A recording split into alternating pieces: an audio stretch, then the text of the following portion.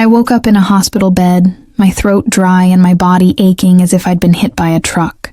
The blinding white lights above me hummed softly, and for a few seconds, I couldn't remember my own name. Then I heard the faint rhythmic beeping of the heart monitor, slow and steady, reminding me that I was alive. My head throbbed when I tried to sit up, and that's when I saw her, the nurse. She was standing near the door, her face half hidden behind a surgical mask, her eyes darting toward me, then quickly away. "You're awake?" she said softly, her voice trembling ever so slightly. I tried to speak, but my voice cracked. What happened to me?" She hesitated before answering. "You had an accident. But you're safe now." Her words should have comforted me, but they didn't. Something in her tone felt wrong, like she was saying what someone told her to say. Over the next few hours, strange things began happening. The doctor who came to check on me kept asking questions that didn't make sense, like, "Do you remember who brought you here? And has anyone visited you yet?" I told him I didn't remember anything, but his frown deepened, and he scribbled something on his clipboard before walking out without a word. I tried to rest, but every time I closed my eyes, I heard faint whispers in the hallway, my name, said over and over again, in voices that weren't familiar. When I called for help, no one came. My food tray appeared like magic at my bedside, and sometimes the IV bag would be changed when I was half asleep. Days or maybe weeks blurred together. I couldn't tell anymore. Then one night, when the lights were dimmed and the halls were quiet, the same nurse returned. She leaned close, her breath warm against my ear, and whispered something that froze my blood. "You're not safe here." My heart stopped for a beat. Before I could ask what she meant, she straightened up, pretending nothing happened, and left the room. The door clicked shut, and I was left staring at the ceiling, every muscle in my body trembling. I wasn't sure if she was warning me or if I really was losing my mind. I couldn't sleep after that. Every sound became a threat, the squeak of wheels in the hallway, the click of distant doors, the hum of the fluorescent lights above. My mind raced through possibilities. What did she mean by "you're not safe here"? Safe from what or who? I pressed the call button to ask for her again, but no one came. Hours passed, and when the door finally opened, it wasn't the nurse I expected. A tall man in a white coat entered, but his badge hung backward so I couldn't read his name. He smiled politely, too politely, and asked how I was feeling. I told him I wanted to speak to the nurse who had been taking care of me last night. His expression flickered just for a second, then returned to calm. "I'm afraid there's been a mix-up," he said smoothly. "You must be mistaken. There's no nurse assigned to you by that description." My stomach dropped. I insisted she was real. I'd seen her several times. He just wrote something on his clipboard again, his pen scratching quickly. And then he said the words that sent a chill through me. "Sometimes medication can cause confusion and hallucinations. Don't worry, we'll adjust your dosage." He smiled again, but it didn't reach his eyes. After he left, I looked for anything in the room that might prove I wasn't imagining Hera note, a shift chart, anything. But the drawers were empty. My clothes were gone. My phone, too. I had nothing that connected me to my life outside those sterile walls. That night, I decided to stay awake no matter what. I wanted to see who came into my room while I was sleeping. Around 2 a.m., I heard footsteps approaching, soft, measured, almost rehearsed. I kept my eyes half open, pretending to sleep. The door creaked, and someone slipped in quietly. A figure in white. I watched as they moved toward my IV stand and adjusted the drip. But the way their hands shook made my stomach twist. Then, in the faint light, I saw her, the same nurse, her eyes wide with fear. She glanced toward the security camera in the corner, then looked at me. Her lips moved silently. "Don't trust them." Before I could react, the door swung open again, and another nurse entered. The first one froze, whispered, "I'm sorry," and vanished into the hallway like she was never there. The next morning, everything felt off. The doctor came in again, cheerful as ever, asking how I slept. I lied and said fine, though my hands were trembling under the blanket. I didn't dare mention the nurse. Every instinct told me that something was very wrong, and I needed to act like I believed their story. He handed me a cup of water and a small white pill. "This will help you relax," he said, watching me too closely as I took it. I pretended to swallow, keeping it under my tongue until he turned his back, then spit it out into a tissue when he left. The taste burned bitterly. After that, I knew for sure whatever they were giving me wasn't meant to help. The hours crawled by and I started to test my surroundings. My window had thick glass and didn't open. The door locked automatically from the outside. Even the clock on the wall didn't tick, it was just painted on. I realized this wasn't a normal hospital room. It was more like a cell. Around noon, a different nurse came in to change my bandages. I tried to start a casual conversation, asking where I was, but she only smiled vaguely and said, "Rest is what you need."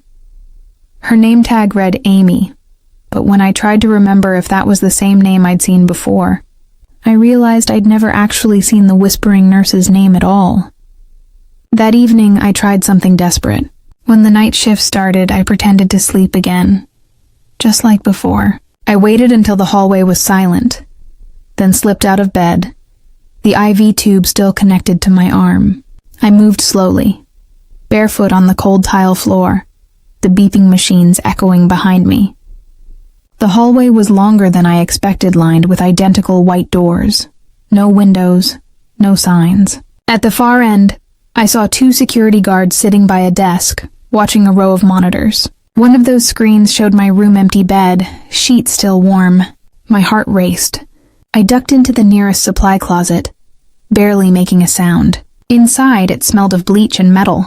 I pressed my ear to the door and heard one of the guards say, "Room 14's patient is missing." The other laughed. "She won't get far." "No one does." My blood ran cold. What did he mean by "no one does"? I held my breath as footsteps echoed down the hall, growing louder, closer.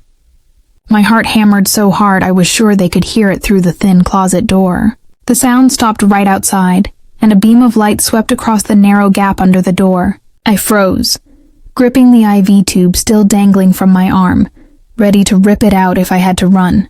The guard lingered for a moment, then moved on, his radio crackling faintly as he said, "Search the east wing."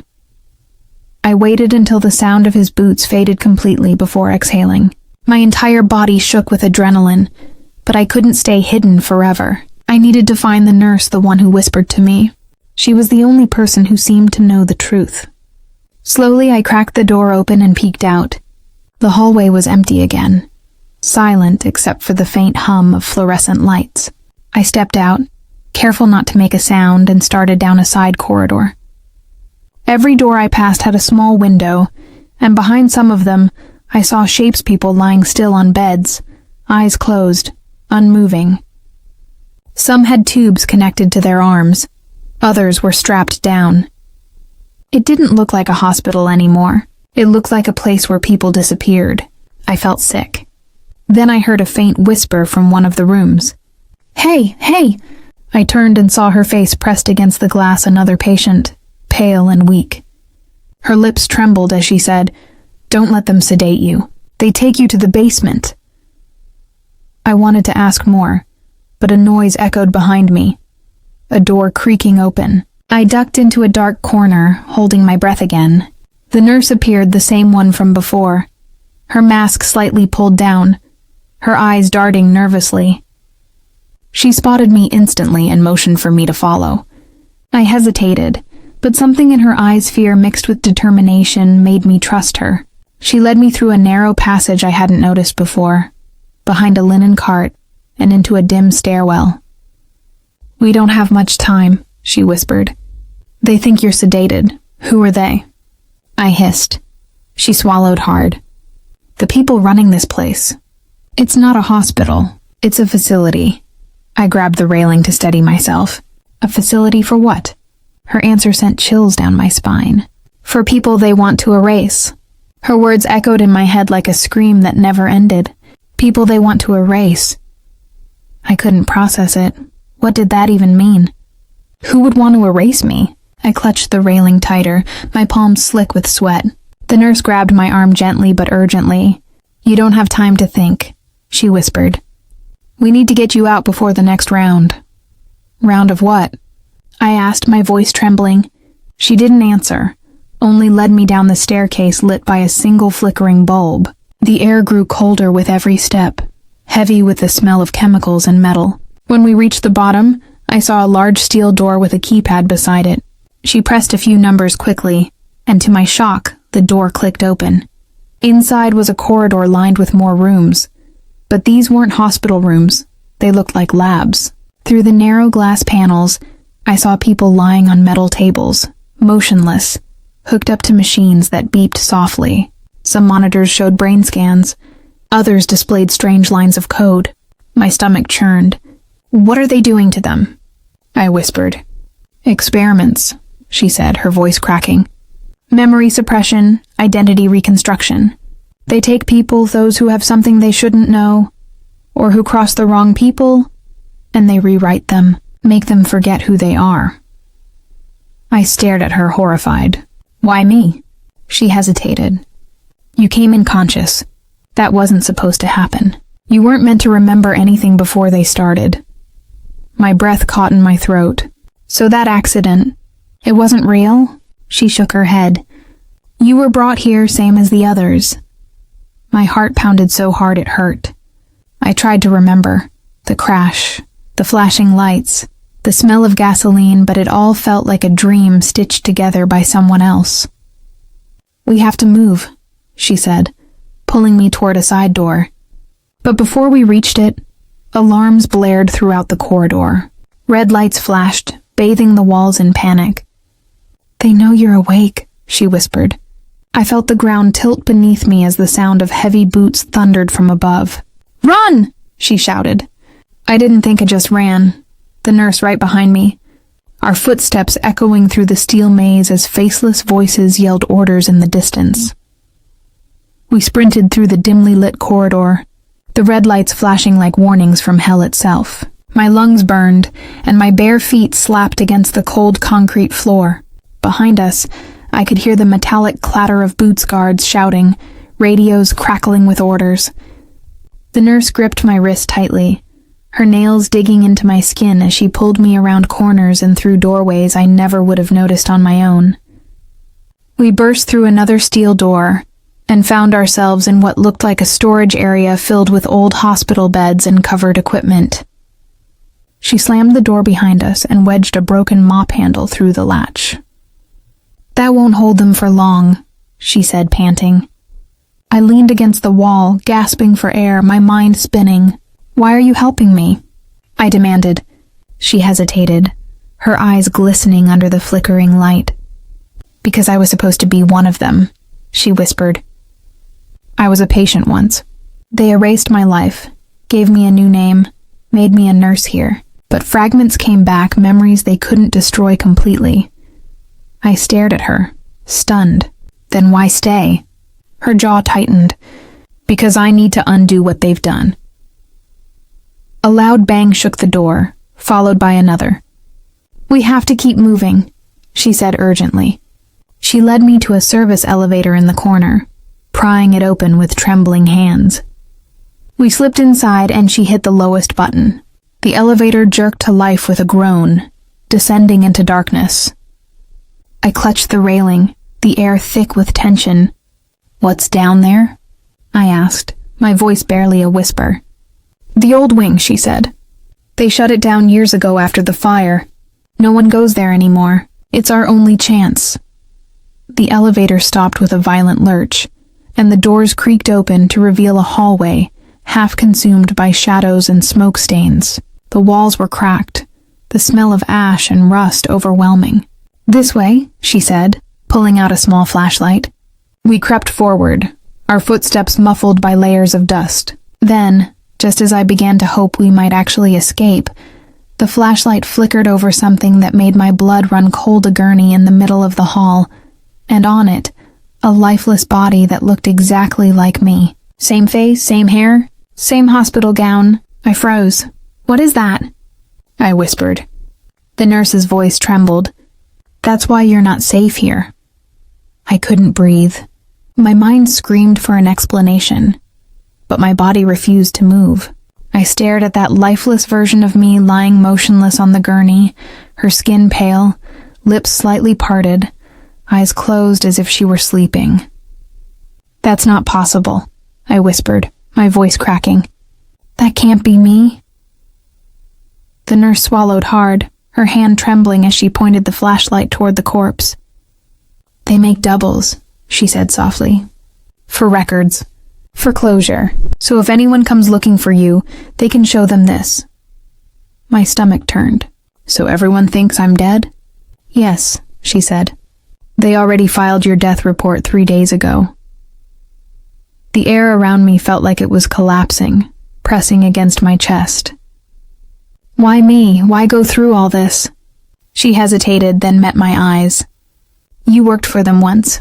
You were a data analyst in their research division. You found something you weren't supposed to. You tried to expose it. They intercepted you before you could go public. I shook my head in disbelief. That can't be true. I don't even remember. Because they took your memories, she interrupted. They wiped them, but something went wrong with the procedure. You retained fragments just enough for them to realize they couldn't control you. I felt dizzy. Flashes of something sharp cutting through my mind, dark rooms, computer screens filled with numbers, a voice shouting my name, then the blinding flash of headlights, the crash. Oh my God, I murmured. It wasn't an accident. The nurse's expression was filled with sorrow. No, it was a retrieval. Suddenly, the faint hum of the elevator echoed from behind us. They were coming. The nurse grabbed my hand again. We have to destroy the servers, she said. If we can cut power to their system, it'll unlock the upper exits. Where? I asked. In the control room, behind that door. She pointed down a dark hall illuminated by the faint glow of a red emergency light. Every instinct screamed at me to run the other way, but I followed her. The deeper we went, the louder the hum became, a pulsing vibration that seemed to come from the walls themselves. As we reached the door, the nurse stopped and turned to me. If we don't make it, she said quietly, don't believe what they tell you about me. Before I could ask what she meant, the lights above flickered and died, plunging us into total darkness. For a few seconds, there was nothing but pitch-black silence. I could hear my heartbeat pounding in my ears, the faint sound of water dripping somewhere in the distance, and the soft crackle of static from unseen speakers. Then the emergency lights flickered back to life, bathing the hallway in dim red. The nurse was standing right beside me, her face pale and glistening with sweat. They cut the main power manually, she whispered. They know where we are. My hands trembled as I helped her push the heavy metal door open, and inside, the room was a massive wall of glowing servers, wires snaking across the floor like veins. The hum was louder here, almost alive. She rushed to one of the terminals and began typing rapidly, her fingers flying across the keys. I can overload the system, she said. It'll fry their database and unlock the main elevator. But once I start it, they'll know instantly. I looked toward the door, already hearing the faint echo of approaching footsteps. Then do it, I said, my voice shaking but firm. She nodded, her eyes filled with a strange mix of fear and resolve. When I say run, you run and don't look back. I nodded, even though every part of me screamed to stay, to help her. She hit a final key, and the room suddenly came alive with flashing red and yellow warnings.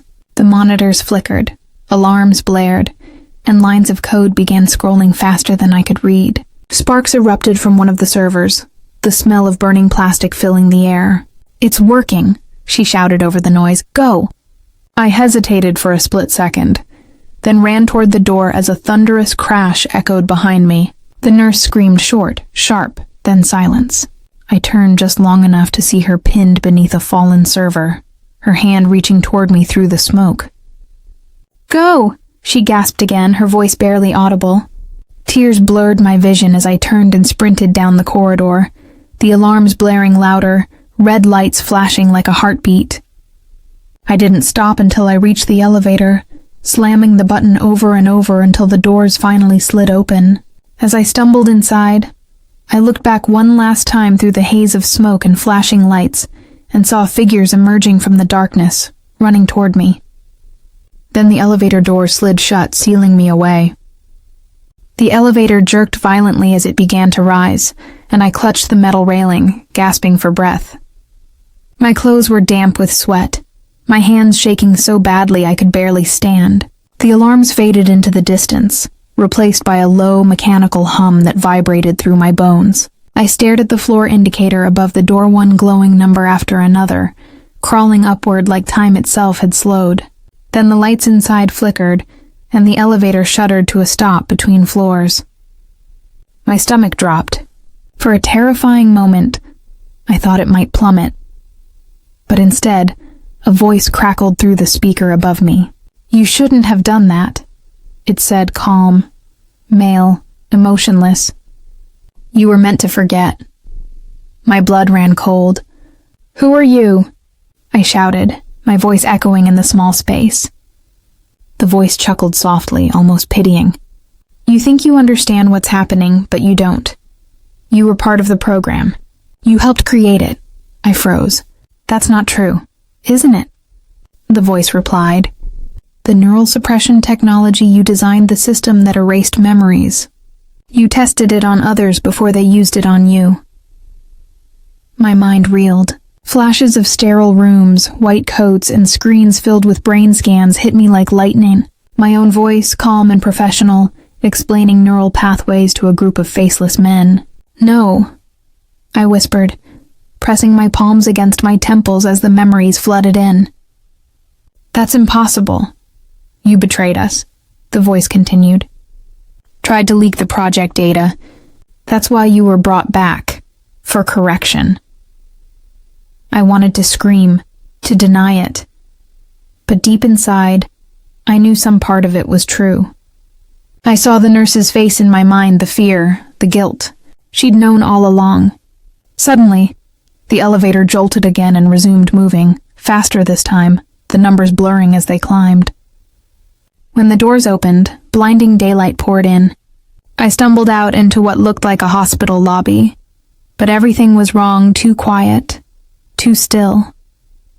The front desk was empty, the chairs perfectly aligned, no sign of life.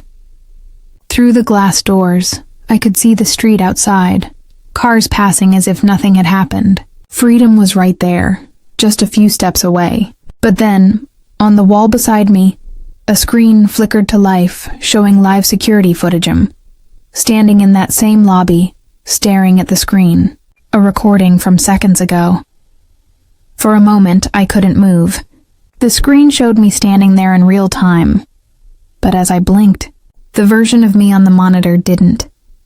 It just stared, motionless, head tilted slightly to the side, eyes empty like a mannequin's. My pulse pounded in my ears.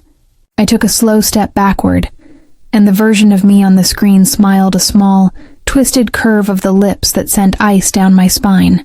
"What is this?" I whispered, my voice trembling. Then the overhead lights flickered, and a new voice came through the intercom. Softer, female this time. "You made it further than anyone else," it said. "But you can't leave. You were never meant to." I spun around, looking for the source, but the lobby was still empty. My reflection in the glass doors wavered, as if the air itself was trembling. I pressed my hand against the cold surface, and for a split second, the reflection didn't match me, it moved first. "You're still inside," the voice said. "They didn't finish the extraction. What you're seeing isn't the outside world. It's a projection your mind trying to escape itself." I stumbled backward, shaking my head. No, I'm awake." "This is real!" the voice sighed, almost sadly. "That's what they all say." The lights dimmed again, and suddenly the glass doors rippled like water.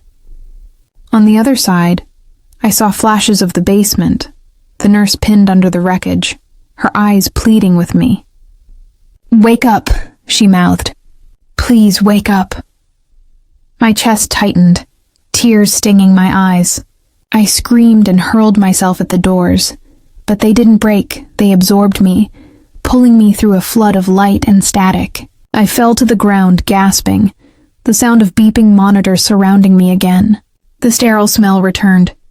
I opened my eyes and saw white ceilings. The heart monitor beside me beeped steadily. A nurse stood near the foot of my bed, different face, same uniform, same calm tone. You had an accident, she said gently, but you're safe now. I stared at her, unable to speak, terror flooding through me. Then she leaned closer, her breath brushing against my ear, and whispered, "You're not safe here." The beeping spiked, echoing through the room as the lights flickered once more, and I finally realized, with a cold, hollow certainty, I had never truly escaped at all.